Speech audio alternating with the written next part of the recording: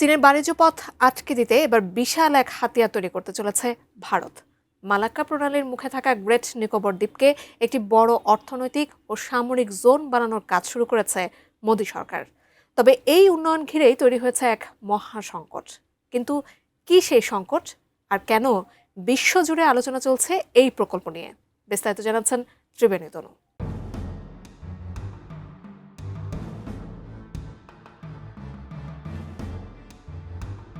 ভারত মহাসাগরে নিজেদের সামরিক ও অর্থনৈতিক শক্তি বাড়াতে গ্রেট নিকোবর দ্বীপকে নতুনভাবে সাজানোর উদ্যোগ নিয়েছে মোদী সরকার। আন্তর্জাতিক সংবাদ মাধ্যম আল জাজিরা সূত্রে জানা যায়, প্রায় $1,100 কোটি এই বিশাল প্রকল্পে থাকছে একটি গভীর সমুদ্র বন্দর, বিমানবন্দর, বিদ্যুৎ কেন্দ্র এবং পর্যটন কেন্দ্র। ভৌগোলিকভাবে এই দ্বীপটি মালাক্কা প্রণালীর প্রবেশমুখে অবস্থিত।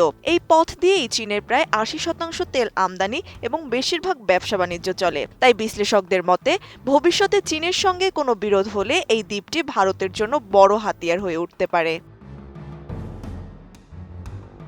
আল জাজিরার প্রতিবেদন অনুযায়ী ভারতীয় নৌবাহিনীর সাবেক ভাইস চিফ শেখর সিনহা জানিয়েছেন, এই প্রকল্পটির মাধ্যমে ভারত মালাক্কা প্রণালী দিয়ে যাতায়াত করা সব জাহাজের ওপর কড়া নজরদারি চালাতে পারবে। তবে এই মেগা প্রকল্প এখন প্রবল বিরোধিতার মুখে পড়েছে। গ্রেট নিকোবর দ্বীপে বসবাসকারী শম্পেন ও নিকোবরি আদিবাসীরা তাদের জমি ছাড়তে রাজি নন এবং বিষয়টি নিয়ে আদালতে মামলাও করেছেন। বিশেষজ্ঞরা সতর্ক করেছেন, এই প্রকল্পের কারণে প্রাচীন শম্পেন আদিবাসী জনগোষ্ঠী পুরোপুরি বিলুপ্ত হয়ে যেতে পারে।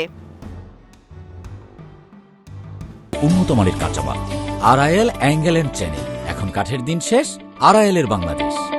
পরিবেশ মন্ত্রণালয়ের তথ্য মতে এই উন্নয়ন কাজের জন্য প্রায় 9.5 লাখেরও বেশি গাছ কাটা পড়বে। যেখানে বর্তমানে দ্বীপটিতে 10,000-এরও কম মানুষ থাকে, সেখানে আগামী 30 বছরে আরও 3.5 লাখ নতুন বাসিন্দা বসতি স্থাপন করবে। পরিবেশবিদদের শঙ্কা, এই বিপুল জনসংখ্যা দ্বীপের পরিবেশ ধ্বংস করে দেবে। তাছাড়া এই অঞ্চলটি তীব্র ভূমিকম্প ও সুনামি ঝুঁকিতে রয়েছে। 2004 সালের সুনামিতেও দ্বীপটির একটি বড় অংশ পানির নিচে তলিয়ে গিয়েছিল।